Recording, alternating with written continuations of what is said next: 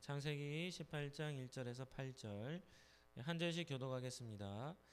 여호와께서 마므레 상수리 나무들이 있는 곳에서 아브라함에게 나타나시니라. 날이 뜨거울 때에 그가 장막문에 앉아 있다가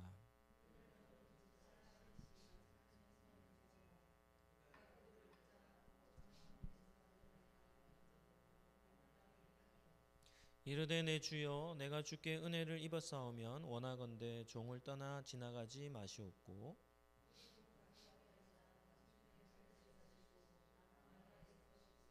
내가 떡을 조금 가져오리니 당신들의 마음을 상쾌하게 하신 후에 지나가소서.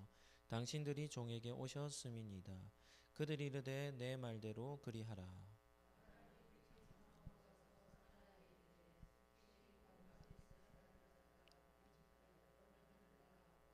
아브라함이 또 가축대 있는 곳으로 달려가서 기름지고 좋은 송아지를 잡아 하인에게 주니 그가 급히 요리한지라. 같이 읽겠습니다. 아브라함이 엉킨 젖과 우유와 하인이 요리한 송아지를 가져다가 그들 앞에 차려놓고 나무 아래 모셔 심에 그들이 먹으니라. 아멘. 예, 오늘은 창세기 18장 말씀을 가지고 장막 신방이라는 제목으로 말씀을 잠시 나누도록 하겠습니다. 한번 따라하시죠. 전능하신 하나님은 당신의 백성을 찾아오십니다. 예, 오늘은 2월 이제 시작하는 첫날입니다. 2월 한 달 동안도 우리 기도자의 사명을 잘 감당해 주시기를 바랍니다. 우리 거리가 좀 있지만 한번 서로 축복하시죠. 당신은 10명 몫을 감당할 기도자입니다.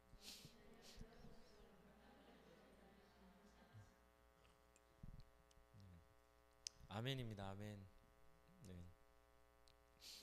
네. 첫 번째 살펴볼 주제는 장막에 찾아오시는 하나님입니다. 우리가 믿는 하나님은 어떤 분입니까? 요한복음 4장 24절에 보면 하나님은 영이시니 예배하는 자가 영과 진리로 예배할지니라 이렇게 말합니다. 하나님을 예배하는 방법이 있어요. 어떻게 예배하는 겁니까? 영으로 예배를 해야 된답니다. 이유는 하나님이 영이시기 때문이죠. 그러니까 몸만 와서 교회에 앉아 있는다고 예배를 드리는 게 아닙니다. 제가 다음 세대 아이들을 사역하면서 청소년 아이들을 보면 주일날 52주를 한 번도 빠지지 않아요. 그런데 와가지고 어떻게 하고 있냐면 눈 감고 그냥 이렇게 있다 가는 겁니다. 매주마다 어떤 반응도 하지 않습니다.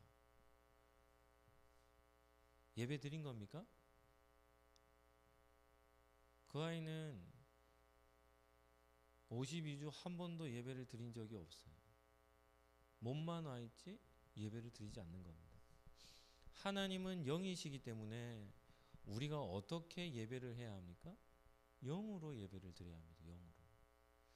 오늘 기도에 참석하신 우리 성도님들 영으로 예배를 드리시고 영으로 찬양하시고 영으로 기도하시기를 축복합니다. 영은 어떤 특징이 있습니까? 영은 육신의 눈에 보이지 않는 특징이 있죠. 봐도 안 보입니다. 영적 존재들, 그런 존재는 아무리 눈을 뜨고 살펴도 보이지 않는 것이 영의 특징이죠. 그런데 우리가 가진 성경에는 영이신 하나님께서 당신의 모습을 드러내셔서 사람들의 눈에 보여주실 때가 있습니다. 그래서 이런 본문을 신학자들은 어떻게 해석을 하냐면 영이신 하나님께서 당신의 모습을 드러내시는 것을 이렇게 해석을 합니다. 장차 성육신하실 예수님을 계시하신 것이라. 예수님이 장차 어떻게 오시죠?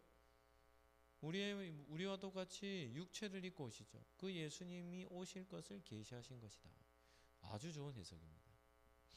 그럼에도 불구하고 꼭 그렇게까지 해석을 하지 않는다 할지라도 분명한 것은 하나님은 영이신데도 불구하고 당신의 모습을 성경에 기록되어져 있는 많은 구약의 선조들에게 그 모습을 나타내 보여주셨다는 것입니다.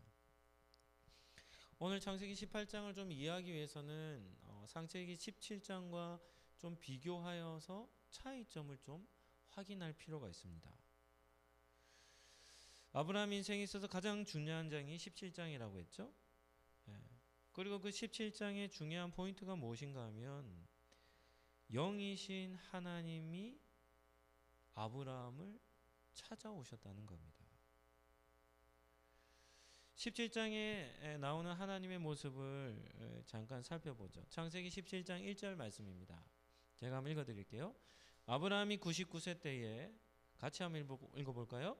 여호와께서 아브라함에게 어떻게 하셨습니까? 나타나셨어요. 그리고 그에게 말씀하신 겁니다. 17장에 아브라함과 하나님과의 대화가 나오잖아요. 그 하나님과 대화는 하나님께서 하늘 보좌에 앉아 계시고 아브라함이 이 땅에 있는 그런 거리를 두고 대화한 것이 아닙니다.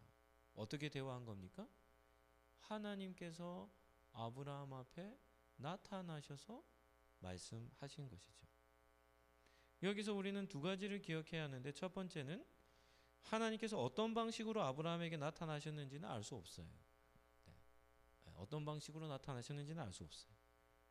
그럼에도 둘째는 하나님께서 아브라함에게 당신의 모습을 드러내셨다는 것은 분명한 사실이라는 겁니다. 그리고 창세기 17장 22절을 한번 보실까요? 창세기 17장 22절 같이 한번 읽어보시죠. 하나님이 아브라함과 말씀을 마치시고 그를 떠나 올라가셨더라. 이 무슨 말씀이냐면 17장 1절에 하나님이 아브라함 앞에서 나타나셨다가 네 가지 증거를 다 주시고 난 이후에 그리고 어떻게 하시냐면 그 말씀을 마치시고 아브라함을 떠나 하늘로 올라가셨다. 이렇게 기록을 하고 있는 것이죠. 이러한 하나님의 모습은 단지 창세기에만 나오는 것이 아닙니다. 출애굽기 24장 같은 경우도 보면 하나님이 이스라엘 백성과 언약을 맺으시는데 엄청난 일을 하나님이 이스라엘 백성들에게 행하십니다.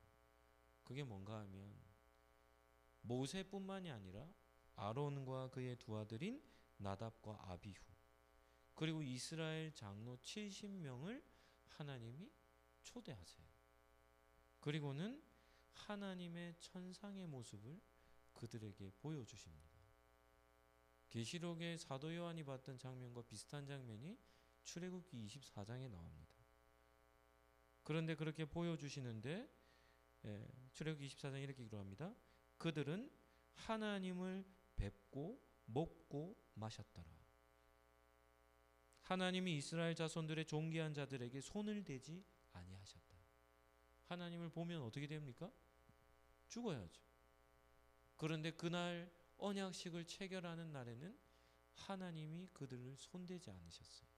그리고 어떻게 하냐면 하나님께서 차려놓은 만찬에 모세와 아론과 두 아들과 70명의 장로들이 함께 더불어 천상의 식탁 교제를 하는 장면이 나옵니다. 이런 것은 환상이 아닙니다. 실질적으로 경험한 것이죠. 예전에도 살펴봤듯이 사무엘상 3장에도 보면 어린 사무엘을 부르실 때 하나님이 어떻게 부르시는가 하면 사무엘 앞에 모습을 나타내시고 사무엘에게 말씀합니다. 어디와 똑같습니까? 창세기 17장 1절과 똑같은 장면입니다. 아브라함도 하나님과 독대하고 어린 사무엘도 하나님과 독대하는 거죠. 이처럼 하나님은 정말 중요한 사건이나 메시지를 전하실 때는 당신의 모습을 나타내 보이시는 것이죠. 창세기 17장이 중요한 이유가 여기 있습니다. 전능하신 하나님께서 99세가 되던 아브라함을 어떻게 하시냐면 직접 찾아오셔서 네 가지 언약의 증거를 주셨다는 겁니다. 17장의 이해를 잘 가지고 이제 오늘 살펴볼 18장을 한번 보시죠. 18장에 나오는 하나님의 모습입니다. 오늘 읽은 본문 1절과 2절 상반절을 제가 읽어드리겠습니다. 여호와께서 마므레의 상수리 나무들이 있는 곳에서 아브라함에게 나타나시니라. 날이 뜨거울 때에 그가 장막문에 앉아있다가 눈을 들어본즉 사람 셋이 맞은편에 서 있는지라. 우리가 1절, 2절에서 무엇을 발견할 수 있냐면 첫 번째는 이런 질문을 할 수 있습니다. 왜 또 찾아오셨지? 하나님은 왜 또 아브라함을 찾아오셨는가? 창세기 17장에 네 가지 증거를 주시며 아브라함을 언약 위에 세우셨지 않습니까? 그런데도 불구하고 하나님이 18장에 또다시 아브라함을 찾아오시는 겁니다. 저는 이것을 두 번째 장막 신방이라 이렇게 표현하고 싶습니다. 또 한 가지는 무엇인가 하면 이번에는 창세기 17장과는 다른 방법으로 아브라함을 찾아오셨다는 겁니다. 창세기 17장에는 어떻게 찾아왔습니까? 어떤 모습인지는 알지 못하겠지만 어찌되었던 아브라함 앞에 하나님이 모습을 나타내셨어요. 그런데 18장에는 어떻게 찾아오십니까? 사람의 형상으로, 오늘 본문으로 표현하면 나그네의 모습으로 아브라함을 찾아오신 겁니다. 여러분은 하나님께서 믿음의 선조들에게 직접 신방하셨다는 사실을 믿으십니까? 하나님은 영이신데, 제가 공부를 하러 대학원에 갔더니 한 교수님이 그러시더라고요. 우리는 천국에 가도 하나님을 보지 못할 겁니다. 이유는 무엇인가 하면 하나님은 영이시기 때문입니다.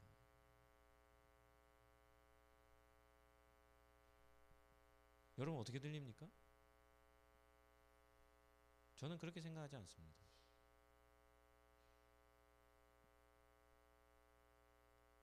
하나님과 더불어 함께 살아가는 그곳에서 하나님을 볼 수 없다니, 이 땅에서 우리가 육신을 지니고 있는 죄의 존재이기 때문에 하나님을 보면 죽지만 아버지 되신 하나님을 보지 않고 천국에서 삶을 산다는 게 무슨 의미가 있겠습니까? 그분은 단지 영이신 하나님만의 관점에서 얘기하시는 겁니다. 그래서 제가 그래 물었죠. 구약에는 하나님의 모습을 나타내셨는데요, 사람의 눈에 하나님이 보여주셨는데요, 인정 안 하시더라고요. 어찌되었던 하나님은 영이시니까 보지 못한다는 겁니다. 그래서 제가 그분에게는 더 이상 얘기를 하지 않았습니다. 네. 그런데 성경에 보면 하나님의 모습이 나타납니다. 에덴 동산은 어떤 곳입니까? 하나님이 아담과 하와와 함께 산책하며 마실 다녔던 장소가 에덴 동산입니다. 워킹 어라운드라 했죠. 그 땅을 친히 우리가 산책하듯이 거니시는 곳이 에덴 동산이었죠. 하나님은 나타내 보여주시는 겁니다. 우리가 믿는 하나님은 어떤 분이시냐면 신방하시는 하나님입니다. 필요하시면 한 번만 신방하지 않고 또다시 신방해 주시는 분이시죠. 창세기 17장과 18장에서 우리는 어떤 하나님을 만날 수 있냐면 신방해 주시는 하나님을 만날 수 있습니다. 아브라함을 얼마나 특별하게 여기시는지를 알 수 있고 99세 된 아브라함의 시기가 얼마나 중요한지를 알 수 있죠. 그래서 하나님은 어떻게 하시냐면 다시 아브라함의 장막에 찾아오시는 하나님이시죠. 그렇다면 두 번째로 살펴볼 주제는 창세기 17장과 18장의 시간적인 갭입니다. 시간적인 거리죠. 창세기 17장과 창세기 18장에 일어난 이 두 가지 사건이 시간적으로 얼마만큼 갭이 있는지, 거리가 있는지를 한번 생각해 보아야 합니다. 그 시간적인 갭이 컸겠습니까? 작았겠습니까? 시간적인 거리가 길지 않았습니다. 이유는 이것입니다. 창세기 17장 21절 말씀. 창세기 17장 21절 말씀. 같이 한번 읽어볼까요? 시작. 내 언약은 내가 내년 이 시기에 사라가 내게 낳을 이삭과 세우리라.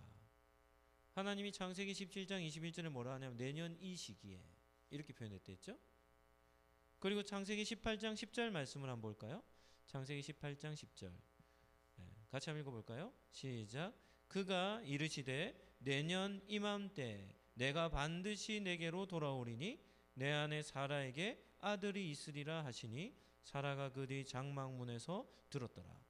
창세기 17장에 내년 이 시기에, 창세기 18장에도 내년 이맘때, 그러니까 창세기 17장과 18장의 시간적 갭이 어떻습니까?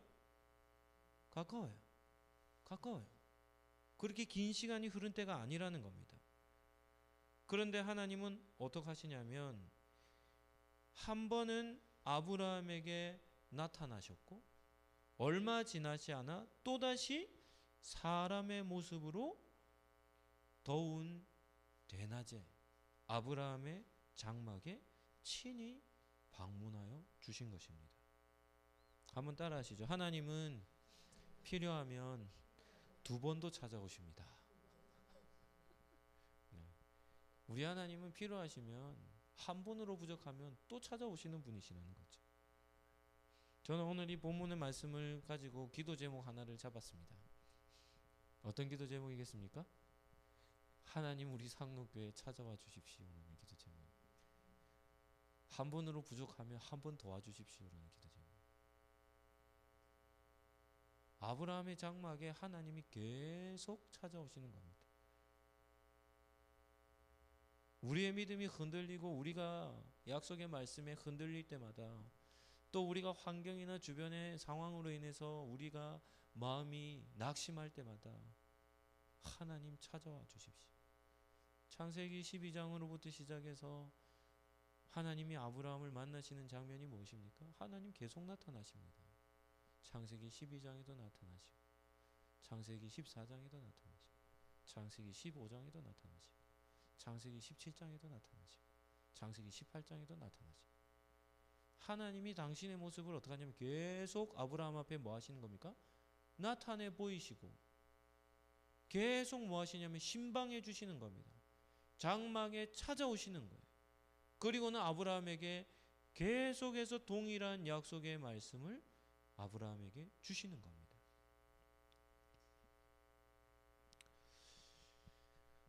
찾아와 주시는 신방해 주신 하나님의 말씀을 붙들고 우리 상록교회는 기도해야 할 줄로 믿습니다. 세 번째는 아름다운 인격을 소유한 아브라함에 대해서 한번 살펴보겠습니다.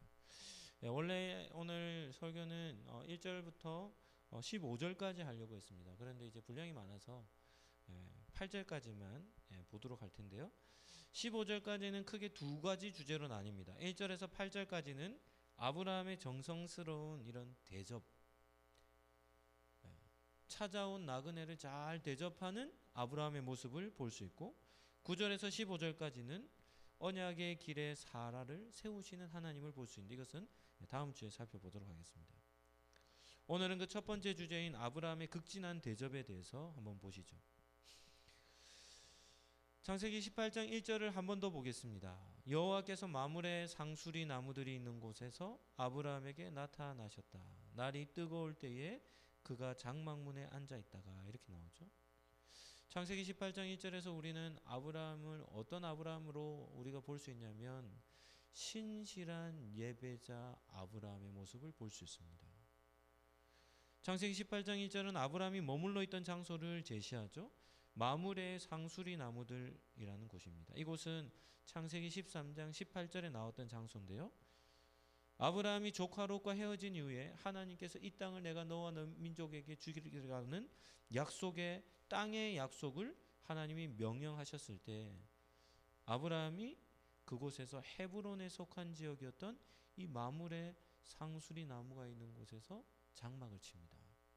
그리고 그곳에 무엇을 세우냐면 제단을 쌓고 거기에서 제사를 드립니다. 예배를 드리는 것이죠.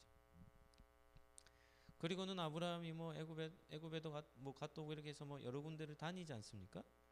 그런데 20년이 넘게 이 가나안 땅에서 삶을 사는 동안 아브라함은 어디에 머물러 있냐면 변함없이 제단이 쌓여 있는 예배 처소에 머물러 있는 모습을 볼 수 있죠. 가나안 땅에 들어온 지 24년이 지났음에도 불구하고 아브라함은 한결같이 하나님 여호와를 섬기는 예배자의 모습을 갖추고 있음을 볼 수 있습니다. 우리 상록교회 성도들도 마찬가지입니다. 시간이 아무리 많이 지난다 할지라도 여러분의 삶의 중심에는 예배의 자리, 기도의 자리가 여러분의 삶의 중심이 되시길 예수님 이름으로 축복합니다. 두 번째는 나그네를 극진히 대접하는 아브라함입니다. 아브라함은 날이 뜨거울 때 자신의 장막에 찾아온 세 사람의 나그네를 발견하죠.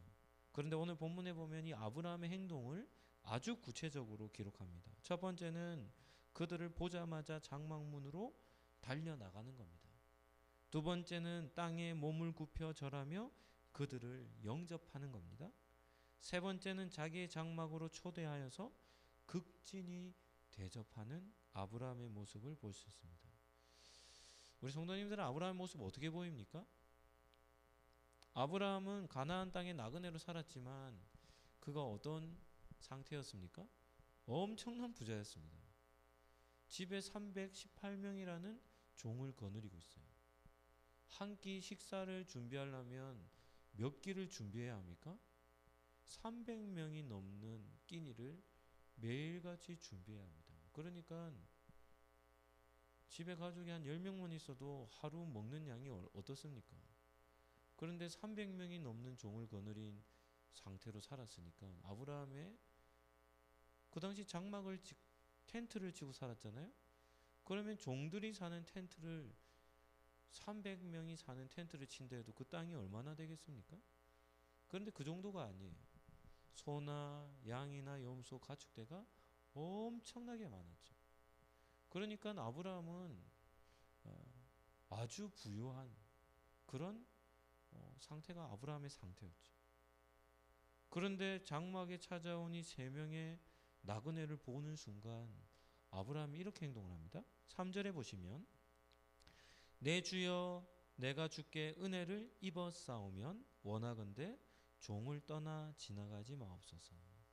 아브라함은 나그네들을 뭐라고 부르냐면 주인님 이렇게 부릅니다. 로드 이렇게 부릅니다. 주님 이렇게 부릅니다. 그리고 자신을 뭐라고 부릅니까? 자신을 종이라고 칭하는 거죠. 아주 겸손한 아브라함의 모습을 볼 수 있습니다. 나그네란 어떤 대상들입니까? 아브라함과 깊은 관련이 있는 사람들이겠습니까? 만약에 아브라함의 장막에 거쳐서 지나가서 떠나버린다면 다시 만날 일이 있는 사람들이겠습니까? 전혀 그렇지 않겠죠. 다시 만날 가능성이 없지 않겠습니까? 그렇게 한 번 장막에 스쳐 지나가는 사람들임에도 불구하고 아브라함은 아주 그들을 귀하게 대접을 한 것입니다. 아브라함은 그들을 나무 그늘로 모셔서 발을 씻어 주었습니다. 물을 조금 가져오게 하사 당신들의 발을 씻으시고 나무 아래에서 씻소서. 나그네들이니까 먼 길을 더운 이런 길들을 걸어가야 할 사람들이니까 그들에게는 쉼이 필요하겠죠. 또 발 씻는 그런 회복의 시간들이 필요하겠죠.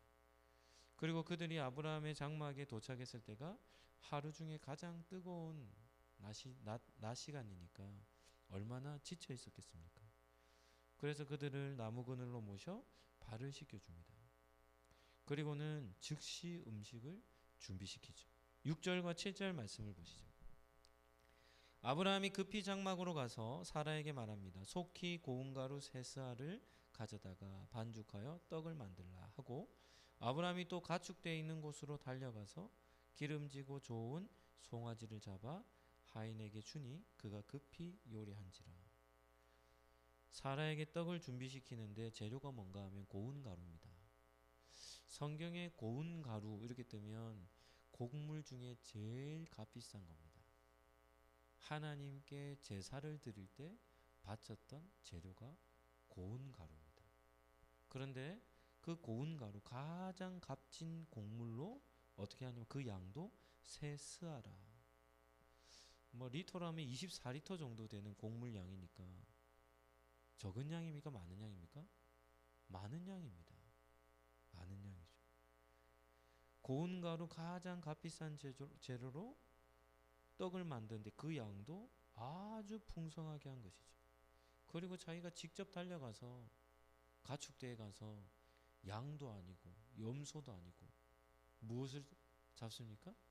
송아지예요. 근데 그 송아지의 상태까지도 기록을 하고 있죠. 어떤 송아지입니까?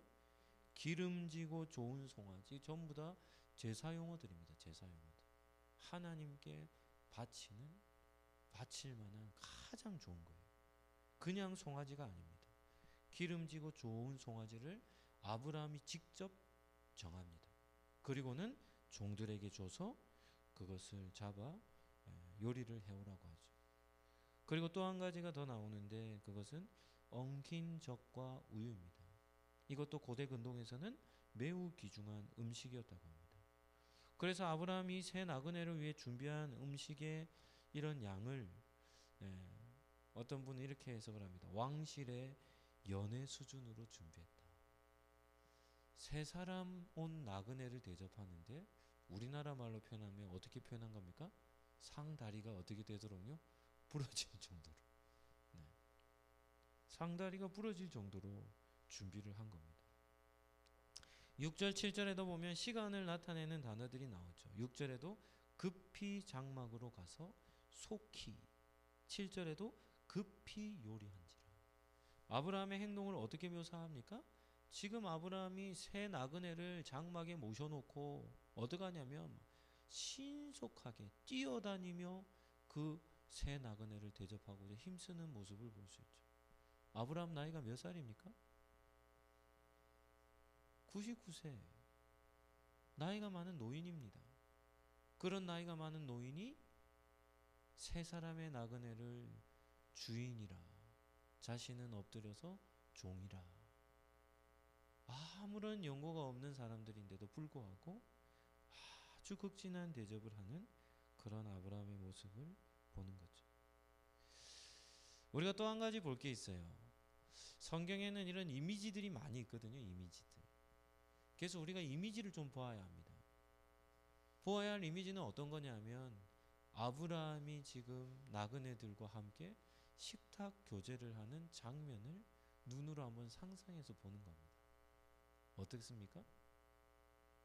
아주 진수성찬을 차려놓고 아브라함이 새 나그네들과 함께 자기의 장막에서 식사 교제를 하고 있는 거죠. 아브라함의 장막은 보상을 기대할 수 없는 나그네들에게 자발적으로 최상의 것을 대접하고 있는, 그래서 그 장막이 샬롬의 교제가 있는, 진정한 평화의 교제가 있는 그런 식탁의 장소였음을 보여주는 것입니다.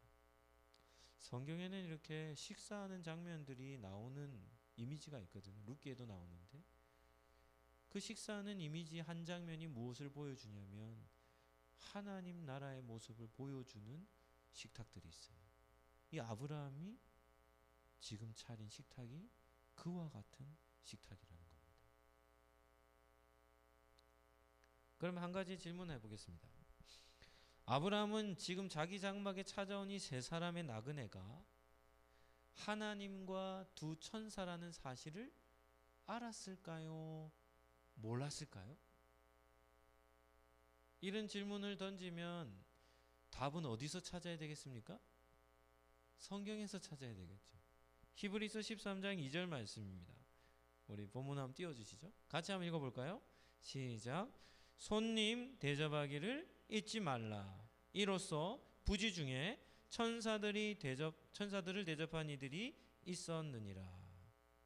히브리서 저자는 아브라함이 새 나그네를 대접한 것을 어떻게 기록합니까? 부지 중에, 이렇게 기록합니다. 부지 중에. 무슨 말입니까? 몰랐다는 거예요. 알지 못하는 중이라는 겁니다. 새 나그네가 하나님과 두 천사였다는 사실을 전혀 알지 못했습니다.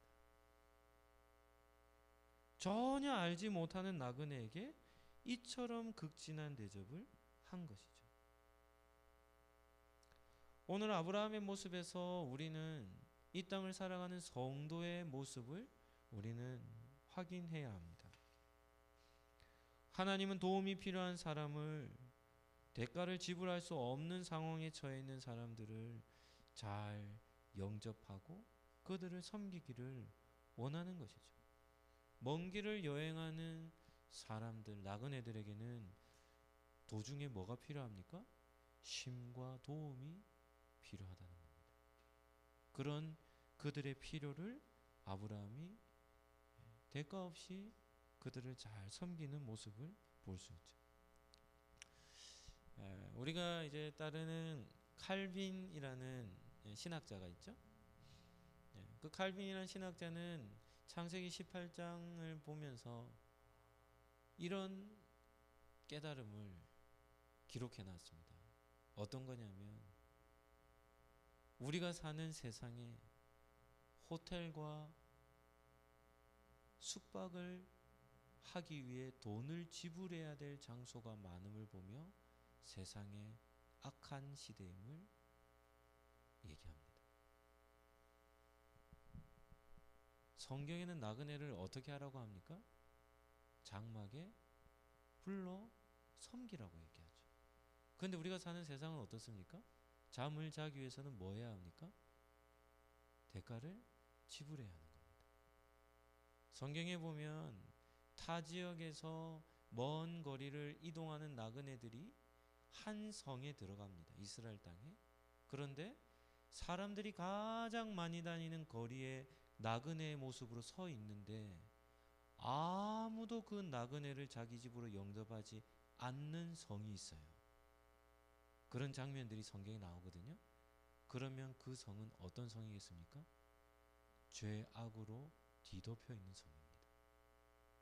그 성은 자비와 인애와 사랑이 완전히 메말라 있는 타락한 도시를 뜻하는 것입니다. 하나님은 도움이 필요한 나그네들을 어떻게 하기를 원하냐면 잘 영접해서 그들을 잘 섬기기를 원하시는 겁니다. 그런데 그러한 아름다운 모습이 바로 아브라함에게서 확인할 수 있는 것이죠. 말씀을 정리하도록 하겠습니다. 오늘 본문을 통해서 한 가지 깨닫는 것이 있습니다. 그것이 뭔가 하면 믿음이라는 것입니다. 믿음. 믿음은 오늘 본문을 통해 어떻게 정의할 수 있겠습니까? 제가 이렇게 적어놨습니다. 하나님과의 쿵짝을 맞추는 것이 믿음입니다. 다시 말하면, 또 다르게 표현하면 하나님의 손바닥과 나의 손바닥이 마주쳐서 박수 소리가 나는 것이 믿음입니다. 생각해 보시죠. 하나님은 지금 특별한 신방을 누구에게 하고 있습니까? 아브라함에게 하고 있어요. 그런데 그 모습이 어떤 모습입니까? 나그네의 모습으로 아브라함의 장막에 신방을 오셨습니다. 그런데 아브라함이 만약 나그네 대접하기를 소홀히 하는 성품을 가진 사람이었다고 한다면 나그네의 모습을 하고 자기의 장막에 찾아온 하나님을 어떻게 했겠습니까? 거부했겠죠. 거부했겠죠. 그러면 하나님께서 아브라함의 장막에 찾아오셨음에도 불구하고 어떻게 되는 겁니까? 하나님이 그 장막에 거하실 수 없는 겁니다. 믿음은 하나님과 쿵짝이 맞아야 되는 거죠. 하나님이 우리에게 찾아오실 그때가 우리도 부지중에 있을 수 있습니다. 아브라함과 같이 전혀 하나님이신지를 알지 못하는 때가 있죠. 그러할 때에 우리의 믿음의 반응, 말씀을 따라 순종하는 삶이 우리에게서 나타나지 않으면 어떻게 되겠습니까? 헛방입니다. 헛방이에요. 그런데 아브라함은 그렇지 않았습니다. 새 나그네를 보는 순간 그들에게 달려가 그들을 주인이라 말하며 자기의 장막에 아주 공손하게 그들을 초대하였는데, 그들을 초대하여 모셨는데 누구를 모신 겁니까? 하나님을 모시게 된 겁니다. 이것이 믿음이죠. 하나님께 복받는 삶은 어떤 삶입니까? 겸손한 삶이요 섬기는 삶입니다. 겸손히 나그네를 잘 섬기는 삶. 이것이 하나님이 이스라엘 백성들에게 요구하시는 자비의 삶이거든. 사랑을 베푸는 삶이거든. 제가 여러 번 말씀드렸는데 마태복음 25장에 보면 마태복음 25장은 최후 심판의 장입니다. 이 세상의 끝에 어떤 일이 일어날지에 대해서 세 가지 비유가 나오는데 그 중에 한 가지 비유가 무엇인가 하면 양과 염소의 비유죠. 양과 염소. 이 세상 마지막 날에는 모든 인류를 둘로 나눌 겁니다. 오른쪽에는 양들로, 왼쪽에는 염소들로. 심판자 되시는 심판주 되시는 하나님이 한마디 하실 겁니다. 양과 염소를 가르는 기준에 대해서 한마디 하시는 거죠. 그 가르는 기준이 무엇인지 압니까? 하나 적어 놓으시죠. 지극히 작은 자 하나입니다. 어떤 자라고요? 그냥 작은 사람이 지금 그냥 작은 사람이 아닙니다. 어떤 사람이라고요? 지극히 작은 자 하나입니다. 지극히 작은 자 한 사람에게 자비를 베풀었느냐 베풀지 않았느냐가 무엇을 결정하냐면 내세를 결정합니다. 오른편에 있는 양들에게는 내가 굶주렸을 때 먹였고 헐벗었을 때 입혔고 갇혔을 때 찾아와 주었고 목말랐을 때 물을. 하나님은 우리에게 어떻게 다가오시느냐면 지극히 작은 자로 찾아오시는 겁니다. 그런데 그 지극히 작은 자, 연약한 자에게 물 한 모금 주는 것 한번 질문해 보겠습니다. 어려운 일입니까? 쉬운 일입니까? 할 수 있습니까? 할 수 없습니까? 헐벗은 사람이 있어요. 그 사람에게 옷 하나 입히는 거 할 수 있습니까? 없습니까? 우리가 사는 지금 시대는 옷이 넘쳐나는 시대 아닙니까?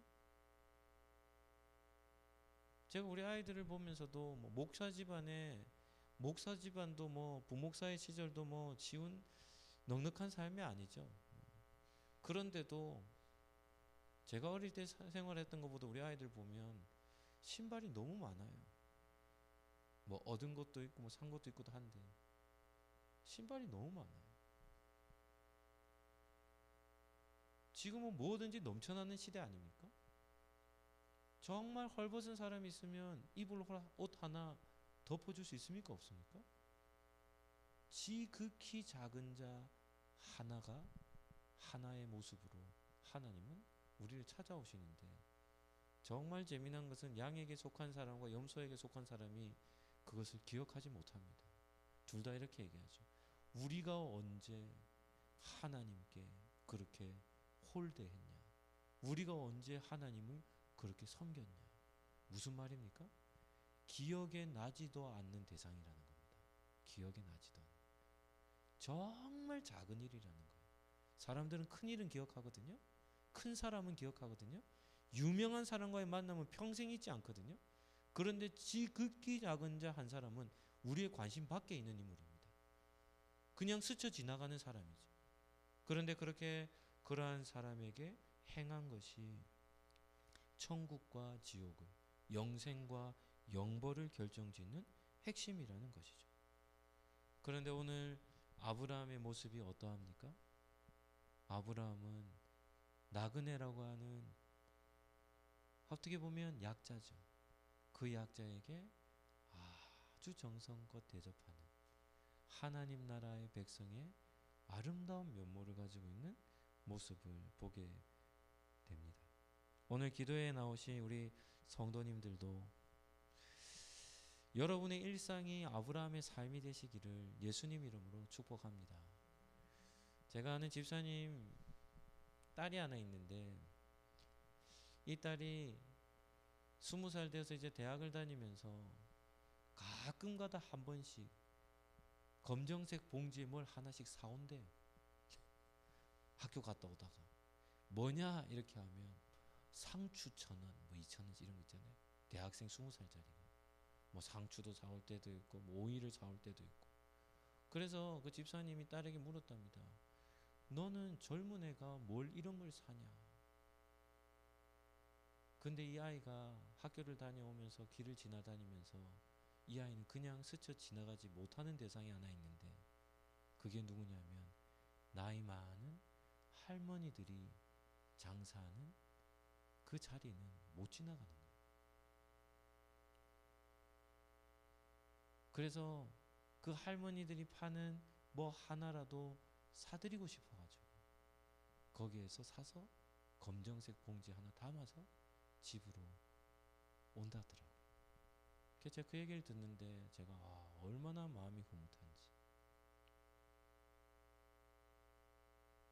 정말 연약한 자를 향한 자비의 정신, 지극히 작은 사람들을 향한 자비의 정신, 이것이 바로 우리의 일상의 삶이 되어야 한다는 것을 보여주는 것이죠. 자비를 베푸는 삶이 믿음의 삶이요, 말씀을 따라 순종하는 삶이요, 영생의 길을 걷는 삶이라는 것을 기억하시고 2월 한 달도 믿음으로 승리하시기를 예수님 이름으로 축복합니다. 한번 따라 하시죠. 푸르른 성도는 자비를 베풀므로 영생을 누립니다.